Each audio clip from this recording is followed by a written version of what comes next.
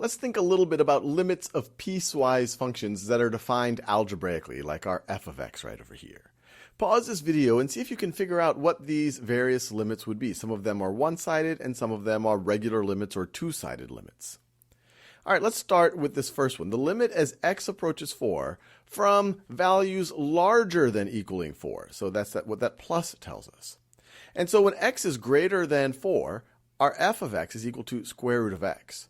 So as we are approaching 4 from the right, we are really thinking about this part of the function. And so this is going to be equal to the square root of 4. Even though right at 4, our f of x is equal to this, we are approaching from values greater than 4. We're approaching from the right. So we would use this part of our function definition. And so this is going to be equal to 2. Now what about our limit of f of x as we approach 4 from the left? Well, then we would use this part of our function definition. And so this is going to be equal to 4 plus 2 over 4 minus 1, which is equal to 6 over 3, which is equal to 2. And so if we want to say what is the limit of f of x as x approaches 4? Well, this is a good scenario here because from both the left and the right, as we approach x equals 4, we're approaching the same value. And we know that in order for the two-sided limit to have a limit, you have to be approaching the same thing from the right and the left. And we are, and so this is going to be equal to 2. Now what's the limit as x approaches 2 of f of x? Well, as x approaches 2, we are going to be completely in this scenario right over here. Now, interesting things do happen at x equals 1 here. Our denominator goes to 0. But at x equals 2, this part of the curve is going to be continuous. So we can just substitute the value. It's going to be 2 plus 2 over 2 minus 1, which is 4 over 1, which is equal to 4. Let's do another example.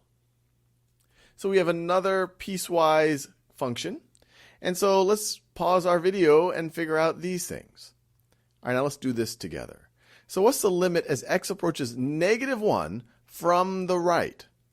So if we're approaching from the right, when we are greater than or equal to -1, we are in this part of our piecewise function.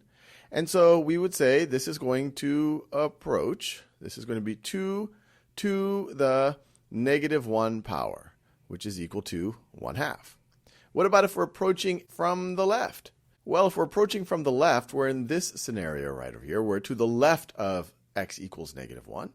And so this is going to be equal to the sine, because we're in this case for our piecewise function, of -1 plus 1, which is the sine of 0, which is equal to 0.